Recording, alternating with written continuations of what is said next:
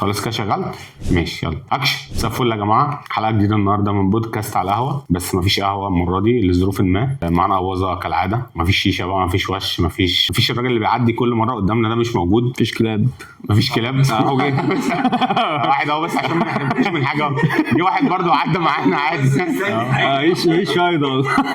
مفيش كلاب، مفيش صوت شيش، مفيش اي حاجه، مفيش وش، مفيش حاجه خالص. في مايك جديد كمان، الانتاج مكلف وصارف، فالدنيا حلوه يعني. ازيك يا ابو زعامل ايه؟ مسك عم عبد ايه الاخبار؟ كله مية زي الفل. عندنا موضوع واحد هنتكلم عنه، مفيش غيره. هو مش غيره المنتخب. يعني يا رب نلحق نتكلم عنه قبل ما يحصل اي جديد. يعني عايزين ننجز وننزل حلقه بسرعه قبل ما نيجي. واحنا بننزل حلقه نلاقي مدرب تاني هو اللي بيضربه بالظبط. نلاقي كابتن حلمي مسك يعني ممكن تحصل.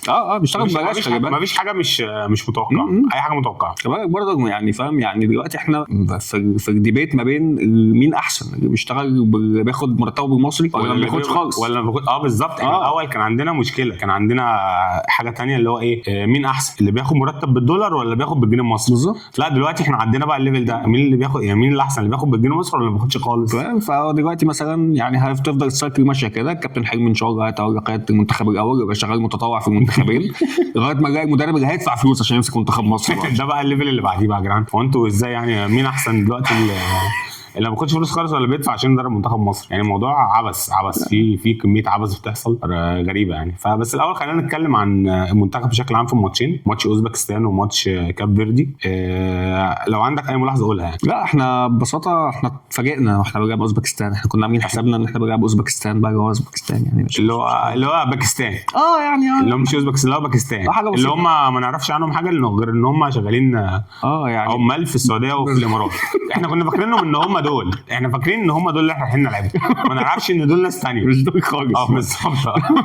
يعني ما خدناش بالنا ان السيتي جاب مدافع من البلد دي كده. لا ما نعرفش، كان بيلعب كده. يعني ما حدش لاحظ الموضوع ده. ما حدش لاحظ ان الجيل ده هو تقريبا احسن جيل في تاريخ البلد عندهم، ان الفرقه دي بتلعب بشكل مختلف. فكابتن ابراهيم حسن طالع بعد الماتش يقول لنا انتوا اللي ما بتتفرجوش على اوزبكستان. ماشي، احنا ما بنتفرجش على اوزبكستان، ده شغل حضرتك. يعني حضرتك اللي المفروض تتفرج عليها، انت اللي المفروض تبقى عامل حسابك على حاجه زي دي. مش هتعمل معاك الكاميرا. كانت واحد من المنتخبات المتواضعه حتى في مجموعه تصفيات افريقيا، يعني مش كده خالص. انا بس عندي مشكله مع منتخب او مع حسام حسن في الماتشين دول.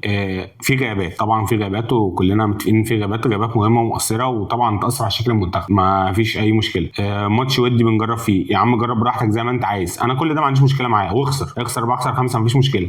بس انا عندي مشكله واحده، لما تيجي تجرب صح. انما تيجي ماتش نازل لي فيه بمصطفى محمد واسامه فيصل ومروان اوتاكا مع بعض، اللي هم الثلاث مهاجمين ومعاهم صلاح وزيزو، يا يابا ده كده بقى بلاي ستيشن، ده كده ده مش لعب. جرب وحط كل اللعيب في مكانه ويلعب ونشوف النتيجه هتبقى ايه. يعني حتى ادي مثلا محمود زلاكا فرصه، ادي فتوح فرصه، ادي الناس اللي انا جايبهم محمد شحاته مش عارف مين اللعيبه، وادي كل واحد فرصه في مكانه. لكن انا لما اجيب مصطفى محمد بيلعب مهاجم، طب واسامه فيصل ومروان دول بيلعبوا فين؟ لما اديهم فرصه في اماكن غلط هيبقى شكلهم وحش، والناس هتقول انت واخد اللعيبه دي ليه في منتخب وهيهاجموهم، فيبقى انت كده حرقته. انا فاكر مدرب واحد عمل العمليه دي في المنتخبات عامه، كان الراحل مارادونا في كاس العالم 2010. لعب بخطه شبه دي كله بقى، ميليتو تيفيز وايجويرو بميسي بقى، وميسي ودي ماريا، دول اللي كانوا بيلعبوا على الهجوم. وكل دول بقى وراهم مسكره لوحده. ده كان ماتش المانيا في دور الثمانيه اللي خلص 4-0 في المانيا طبعا يعني. بس فاللي هو، وطبعا بالنسبه للدفاع، يعني انت كنت بتلعب حمدي فتحي، وعارفين انت بتلعب حمدي فتحي ليه؟ عشان خاطر فكره بقى ان انت هتبدا الكره من ورا والكلام ده. يا عم تمام ماشي مفيش مشكله، اتصاب. طب ما ننزل بقى مدافع اللي هو اصلا كان بيلعب معاك في التصفيات كلها وكان الى حد ما ظهر بشكل كويس، اللي هو خالد صبحي. لا انا هلاعب بقى محمد هاني مدافع ثالث، هو ورامي ربيعه، ومش فاكر كان مين اللي بيلعب، ومحمد حمدي لعب الناحيه الثانيه. ونحط زيزو جناح يمين، ومش عارف مين، ومروان ده بقى كان مين اللي بيلعب، ولا جناح شمال. هلعب 3 ورا بباكين. بالظبط. فيهم واحد اصلا ما بيعرفش يدافع في مكانه، يعني فاهم، هو مش ناقصك. هنرجع له سيبه دلوقتي ده ما علينا. بس فاللي هو يعني حط كل اللعيب في مكانه وجرب وخلاص. ساعتها بقى نقدر نحكم فعلا التجربه الوديه دي كانت ناجحه ولا مش ناجحه. انما احنا عمالين نعك ونجيب اللعيب من هنا نحطه هنا، ونجيب اللعيب من هنا نحطه هنا، فلا ما ينفعش. وفي الاخر يطلع يقول لك انتوا اصلا انتوا الشله البهوات اللي قاعدين في الاستوديوهات اللي بتنتقدوني. هو انا هو كده في هجوم عنيف على حسام حسن من يوم ما مسك المنتخب، وده اللي مش شايفه يبقى اعمى. الراجل بيتحارب من كل الناس بجد يعني. عادي ممكن بعد الماتشين دول اللي مشي من المنتخب، بس هو المره دي مأفوره. مين مدرب منتخب مصر ما تحاربش؟ اي حد. ما انا قلت لك، حتى حسن شحاته نفسه اصلا يعني مش بيتحارب بس اللي هو في انتقادات على طول المنتخب في مصر. طبعا حسن شحاته مش بس كان بيتحارب، حسن شحاته كان واخد 2 افريقيا وبيتقال ان كفايه. الجوهر عملوا له استجواب في مجلس الشعب بجد استجواب في مجلس الشعب عشان خسر ماتش ودي من اليونان ولا مش فاكر كان مين، اللي هو انتوا يا جدعان ومشوه وبتاع فاهم. فمعلش انت لما بتبقى واخد منصب بالاهميه دي طبيعي جدا ان هيبقى في ناس يا مش راضي عنك، في ناس عايزه تبان اكتر فهتهاجمك وخلاص، في ناس عايزه المكان اللي انت فيه اصلا فهتهاجمك. كل دي اسباب مطروحه، كل دي اسباب مقطعه. المهم مش اغراض الناس اللي بتتكلم، المهم هنا دايما الناس الكلام اللي الناس دي بتقوله صح ولا غلط. النهارده كابتن حسام بيقول ان هو استفاد من التجربتين بتوع اوزبكستان وكاب فيردي. انا عايز اعرف هو استفاد ايه. هو المفروض في حاجات زي دي يكون هو استفاد من اللعيبه اللي هو دخلها. لا مثلا محمد شحاته رجع فتوح، لاعب مصطفى شوبير يعني اداله الثقه وكده، اسامه فيصل مش عارف ايه. المفروض ان يكون دي الحاجات اللي احنا استفدناها، بس طبعا احنا استفدنا ولا اي حاجه ولا انت اصلا فاكر ان انت عمال تضيع وقت بتلعب لعيبه في مراكز مش مراكزها، فانت ما استفدتش حاجه منها. تجربه انت مش هتعمل بيها حاجه. وبعدين اصل انت لما اللعيبه الاساسيه ترجع ما هو مستحيل هتلاعب مروان ده ناحيه الشمال لان في لسه تريزيجيه وابراهيم عادل ومرموش ومش عارف بالظبط. يعني جربوا طيب بقى في الهجوم عشان لما مثلا مصطفى محمد بالظبط او اسامه فيصل او ايا كان المهاجم اللي هيبقى هتحتاج بقى انت تحط مهاجم تاني يبقى خد فرصته في مكانه. بالظبط ان كل واحد يبقى على الاقل متعود على المفروض يعمله فعلا ومتطلبات دوره في السيستم بتاعك. بالظبط. لا مؤاخذه في الكلمه يعني انت عندك سيستم ثابت عايز تعتمد عليه طول الوقت، فانت محتاج ان انت توفق اللعيبه جوه السيستم ده، مش انك تشوف انا مين 11 اللي معايا النهارده واحط حالهم سيستم. ده غير ان مستوى التحجج بقى مبالغ فيه جدا. يعني امبارح تم الاعلان عن غياب 11 لاعب من منتخب مصر. لا ده بص طبعا يا جماعه مع احترامنا لكل الناس والناس الصحفيين اللي فيهم الناس اصحابنا شغالين في اتحاد الكوره والكلام ده هزار بيهزروا معانا. ده صح. محمد عبد المنعم بيقول لهم منتخب مصر اللي غايب عنه 11 لعيب، وحدث ال 11 لعيب دول امام عاشور ومحمد عبد المنعم، واحنا عارفين اصلا ان حسام حسن يعني بيتلكك لامام عاشور ده ومش عايز يضمه، وحتى لو سليم مش هيضمه في الفتره اللي فاتت دي، فخلاص دلوقتي بقى غايب حسام. يعني دلوقتي امام عاشور بقى غايب. لا هو امام ده غاب امبارح مثلا، ما امام ده غايب من اول الموسم. محمد عبد المنعم ده عنده صليبي من السنه اللي فاتت. يعني لهم ايه هتحط بقى اسمهم؟ لا مش دول اللي غايبين، انت بقى اللي غايب مثلا واحد زي زيزو عشان اتصاب، واحد زي حمدي فتحي، لكن ما تحطليش دول معاه. ده غير احمد حسن للاعتزال ده هنهزر والله مش. طب عشان بقى ايه ما نطولش في الموضوع ده عشان لسه برضو في حاجات يعني متعلقه بيه عندنا. انا حاجتين عايز اتكلم فيهم او هم 3 حاجات يعني. اول حاجه الخناقه اللي لسه دايره، مش خناقه بقى، الحرب الكلاميه ما بين حلمي طولان وحسام حسن. مش ممكن حسام حسن قال لك انا بعد الماتش انا عندي 11 لعيب غايبين، عندي فريق غايب. حلمي طولان قال لك ايه يا باشا انا بطلت اتحجج بالغيابات دي خلاص. لا غيابات انا ما بتحججش بالكلام ده، انا معايا بلعب بيه وبمشي نفسي. اللي بيتكلم بقى عن الغيابات ده بقى خلاص مش احنا. ده قال لك اصل انا باخد بالجنيه والتاني بياخد مدرب الاجنبي ومدرب اجنبي بياخد بالدولار وبتاع. حلمي طولان قال لك لا انا بشتغل ببلاش، انا بشتغل متطوع، انا ما اقدرش اتكلم. فيعني ناقص يكتب ابعتها له. كل واحد يقول له ابعتها له. هو كتب كتبها اوريدي. انت عارف المشكله في ايه؟ ان هو دلوقتي بيقول لك انا ما بتحججش بالغيابات. ده نفس الراجل اللي شبه قلع هدومه على الهواء من كام يوم عشان خاطر مش عايزين ياجلوا ماتش. خلاص دلوقتي بقى يا عم اجل خلاص بقى نعمل لك ايه؟ اجل يا عم. ده الدوري برضو بتاعنا لازم نحل معاه ما نبوظش المسابقه. دي حاجه. تاني حاجه بقى طبعا عايزين نتكلم عن محمد هاني. احنا عاملين البودكاست ده عشان نتكلم عن 2 محمد هاني وطاهر. والله اشتغلوا معانا هنقول عليهم كلام كويس، ما اشتغلوش ادينا او شغل جاي لنا يعني هو كونتنت. هنقول ايه طيب؟ محمد هاني طبعا طلع بعد السوبر قال لك يا جماعه انتوا ما تعرفوش انا بعمل ايه عشان اظهر بالمستوى ده. اتمنى تكون انت تعرف، اتمنى تكون انت نفسك بتعرف انت بتعمل ايه. بص كده هات الماتش واتفرج على الملخص بتاعه، هات ماتش اوزبكستان واتفرج على الملخص بتاعه. انت المساحه اللي كانت في ظهرك ممكن الزمالك يعمل عليها فرع جديد من النادي. اتعدى الكره اتلعبت وراك 6 مرات جه منها جونين بس، حاجه بسيطه يعني. فاللي هو يعني مش كده.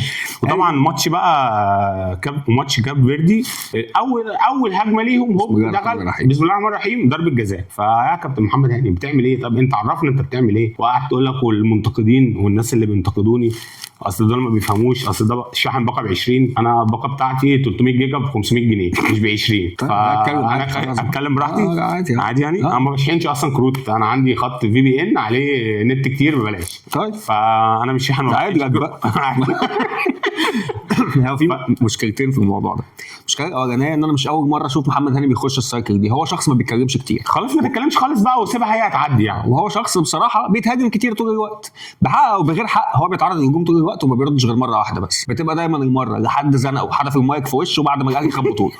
تمام. عاده ما بيلاقيش حاجه يقولها غير نفس الكلمتين. ما انتوا مش شايفين انا بعمل ايه، انتوا مش شايفين انا بتعب قد ايه، انا بضحي قد ايه، انا ما تعرفوش انتوا ما تعرفوش او ما تفهموش او ايا كان. مش مشكله ان محمد هاني بيقول الكلمتين دول من هنا ويروح يلعب اوسخ ماتش ممكن يلعبه تاني يوم على طول في ساعتها الماتش اللي جاي يعني، فاهم الموضوع ما بيستناش. بعدين يرجع تاني يبدا يمسك فورمه تاني والدنيا تظبط تاني والاهلي ياخد بطوله فيقوم واخد نفس المايك قال نفس الكلمتين رايح يلعب نفس الماتش المناهي وهكذا. السايكل ما بتخلصش ومش هتخلص بالنسبه لمحمد هاني. وبعدين محمد هاني احنا كلنا عارفين ان الموسم يعني في الموسم كله الماتشات اللي لعبها وحش اكتر بكتير من الماتشات اللي لعبها حلو، او حتى اكتر بكتير من الماتشات اللي لعبها عادي، اللي هو العادي اللي هو ما عملش حاجه حلوه بس ما عملش كوارث. فهي الدنيا كده بالنسبه لك مش مستقره، فانت ما خف شويه عشان لما تعمل حاجه كويسه الناس تتكلم عنك كويس وتشيد بيك وبتاع. لسه في ماتش السوبر كانت الناس بتشيد بيك، لعب ماتش كويس واستحق يعني. عامل ماتش جامد على ناصر ماهر وشديت وبتاع وكنت بارد في الملعب. يعني انا حبيت ان انت بارد في الملعب دي وما يعني ما تجريتش لاي استفزاز. الماتش اللي بعديه الكره عدت من وراك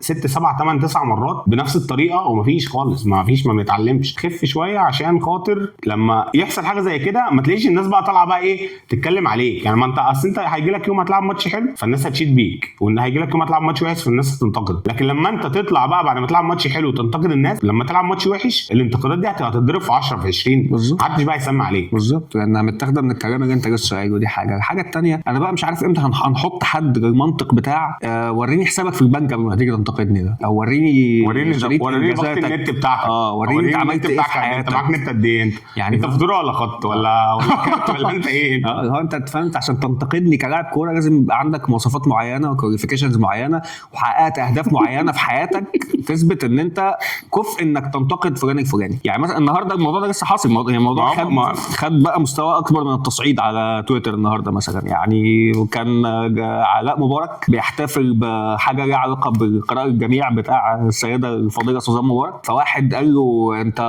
امك عملت ايه غير ده، قال له انت امك عملت ايه اصلا. يعني خلاص بقى علينا يعني لازم امي تبقى عملت انجاز معين عشان اتكلم عن سوزان مبارك. خلاص بقى احنا وصلنا لكده بقى الممثلين كلهم لا يا جماعه لازم يعني نهدى كده شويه على بعض عشان اي حاجه لها رد. يعني اي حاجه اي لعيب اي مدرب اي مسؤول هيقولها هي لها رد، والناس يعني الناس ما بتطلش كلام والناس عارفه تقول ايه. يعني في ناس عارفه هتعرف ترد وفي ناس مش هتعرف ترد، بس اللي بيعرفوا يردوا كتير والردود موجوده عادي يعني فاهم. نهدى على بعض شويه عشان ايه نعرف نكمل الموسم لان الموسم لسه طويل. يعني حاجه كمان عايز اتكلم عنها، معلق ماتش مصر واوزبكستان كان كابتن مؤمن حسن. يعني لو حد يعني من اللي عندي يعرفه يبعت له الفيديو اللي هقصه وانزله لوحده. بص بقى حاجه اقسم بالله قمه الضحك. الهجمه مع اوزبكستان ما يشوتش يا عم، طب ما تسيبه يشوت ما في جون واقف. ما يشوتش لا ما يرفعش يا عم. طب لما يرفع الدفاع يطلع الكوره، واحد تاني داخل ما يعديش الحقوق يا عم. في ايه هو انا بلعب خماسي؟ عارف انت خماسي بتلعب انت واصحابك واقف في الجون عشان ما يشوتش ما يسيبه يشوت يا عم، سيبه يشوت والحارس يصد، ولو ما صدش يبقى هو مش مؤهل انه يلعب في المنتخب فمشيه ونشوف غيره. لا ده هي كل كوره كده ما يبصوش كتير يعني. طب هنعمل ايه؟ ما هم اللي مش عارفين يلعبوا ده بنعمل لهم ايه؟ ما يبصوش ما يشدوش ما يرفعوش ما يعدوش. ما فرقه كوره طيب هنعمل ايه؟ فرقه كوره ده منتخب مصر ده بنعمل لهم ايه؟ لو هم مش عارفين يعملوا الحاجات دي كلها خلاص نمشيهم ونجيب ناس ثانيه تلعب. هو حماس زايد بس يعني هو حماس زايد اكتر من اي حاجه. انا عارف ان حماس زايد بس هو يعني انا حاسس ان الماتش كله اللي احنا مش موجودين او اي كوره هتتلعب علينا هتيجي جول. يعني هي اي كوره ممكن تبقى خطيره فعلا. طب ما راجل خطيره طب عنده خطيره بس مش لدرجه اللي هو كل كوره ما يشوتش انا زعلان منه. انت كنت قاعد مطمن يعني؟ لا مش مطمن بس مش كده يعني اللي هو في يا عم. انا حسيت ان يعني قللنا مننا جامد قوي. هو الحماس الوطني بس من ناحيه ومن ناحيه ثانيه. هو ثاني بقى حاجه المعلق بتاع ماتش كاب فيردي كان مين؟ كان كابتن محمد الكواليني. ضربات المعاناه الترجيحيه، ضربات الاعصاب الترجيحيه. ده المصريين دلوقتي كلهم قاعدين على اعصابهم ومتوترين ومبص مش قادرين يعني ياخدوا نفسهم. يا عم ماتش ودي ثالث ورابع ملوش اي لازمه، ولا متعصبين ولا اي حاجه ولا اصلا في بالنا. والماتش خلص كسبنا خسرنا محدش فارقه معاه. ده زمان المصريين دلوقتي في مصر الله يكون في عونهم. يا دول متعصبين جدا يا عم والله العظيم، ولا متوترين ولا متعصبين ولا حد فارق معاه، ونص الناس ما بتتفرجش على الماتش اصلا. المصريين كانوا قاعدين بيراهنوا مصطفى يصد ولا لا. بالظبط انا نفسي كنت قاعد بقول مصطفى شوبير مش هيصد بتاع عشان ما صدش ضربات جزاء قبل كده وجت صد وطلق وبقيت نهزر انا واصحابي والموضوع كله هزار يعني. واحنا مش لدرجه اللي هي ضربات الحظ والمعاناه الترجيحيه. المعاناه دي لما مثلا مصر والسنغال في تصفيات كاس العالم. دي معاناه، دي فعلا معاناه، دي فعلا معاناه يعني. مصر والسنغال في نهائي كاس دي معاناه. انما مصر وكاف فيردي في بطوله وديه معلش. انما بقى ان المصريين قاعدين في معاناه وضربات المعاناه الترجيحيه والحظ ومش عارف ايه وعلى اعصابهم، يا رب يا رب الناس ما حدش بس يعني يجي له سكته قلبيه ويموت وهو بيتفرج على الماتش من التوتر والكلام ده. لا مين دول؟ ما هو كان عمال يقول كده. ما حدش كان متوتر غير حسام ابراهيم تحت، ما حدش كان متوتر بالظبط. هم متوترين عشان عادي كانوا خايفين ان هو لو خسروا يمشوهم بس يعني. وده طبيعي يعني ما هم ما حدش متوتر غير هم دول. ولو انت متوتر معاهم يبقى برضه في مشكله عامه في استيعاب يعني اللي هي اهميه الماتش. هو الماتش مش لازم اساسا عامل لنا مشكله على الفاضي يعني. البطوله كلها عامله لنا ماتشات اصلا. المنتخب كلها كل ما المنتخب يلعب لازم يبقى فيه مشكله. ايا كان الماتش ده ايه. احنا لو بنلعب لو عارفه نفسي ايه بقى نجيبوا المنتخب الاول يلعبوا المنتخب الثاني. يا سلام والله العظيم 3 واللي يكسب بقى يمسك المنتخب. اقسم بالله يبقى احلى ماتش ده والله العظيم. يمسك يكمل متطوع بقى في كاس الامم. يمسك المنتخبين.